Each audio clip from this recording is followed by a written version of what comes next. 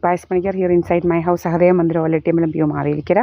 ഇത് എൻ്റെ പ്രോപ്പർട്ടിയാണ്. 7/28, 7/32, 7/33. അപ്പോൾ ഇതിനകത്ത് നമ്മൾ ഞാൻ പറഞ്ഞു ഇല്ല സുബ്രഹ്മണ്യൻ എന്ന് പറയുന്നവൻ്റെ ശല്യം കാരണം ഞങ്ങൾ ഈ ഇത് കെട്ടാൻ വേണ്ടിയിട്ട് ഇങ്ങനെ കമ്പി കുഴിച്ച് ഇടിപ്പിക്കുകയാണ്. എന്നെക്കൊണ്ട് വലിയ ശല്യമാണ്. അപ്പം അതുകൊണ്ടാണ് ഞങ്ങളിത് ചെയ്യുന്നത്.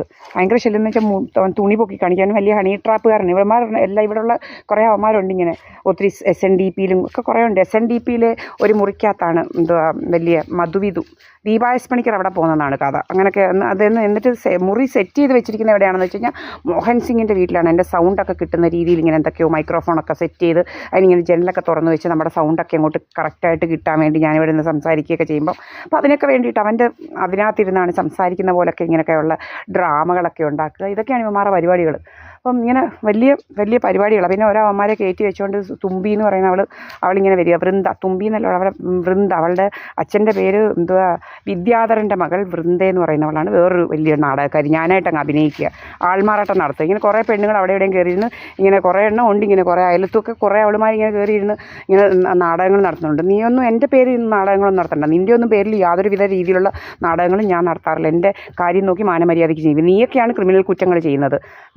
നിൻ്റെയൊക്കെ പേരിൽ ഇതെല്ലാം കറക്റ്റായിട്ട് നമ്മൾ എഴുതി കൊടുക്കുന്നുണ്ട് കോടതിയിൽ. മനസ്സിലായില്ലേ? ഇപ്പം കറക്റ്റായിട്ട് എല്ലാം കിട്ടിയിട്ടുണ്ട്.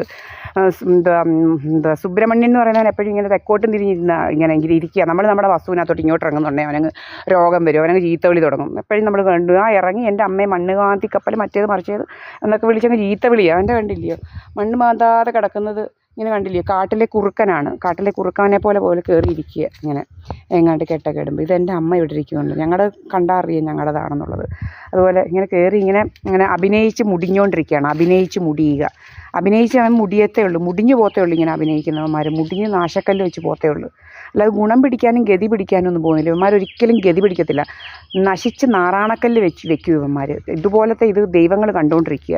ഈ അഹങ്കാരങ്ങളല്ല, മനുഷ്യരെക്കുറിച്ച് ഉണ്ടാക്കുന്ന അഹങ്കാരങ്ങളല്ല ഈശ്വരന്മാർ കണ്ടുകൊണ്ട് ഇവന്മാരെ അതപ്പതിപ്പിച്ച് ഇവന്മാരുടെ മക്കളുള്ളൊരു കാലം അതപ്പതിച്ച് പോത്തേ ഉള്ളൂ. അല്ലാതെ ഗുണം പിടിക്കാൻ പോകുന്നില്ല. അത്ര തെണ്ടിത്തരങ്ങളാണ് ഇവന്മാർ പറയുന്നത്. നട്ടാക്കിളിക്കാത്ത നുണയുടെ തേർഡ് റേറ്റ് ബാസ്റ്റേഴ്സാണ്.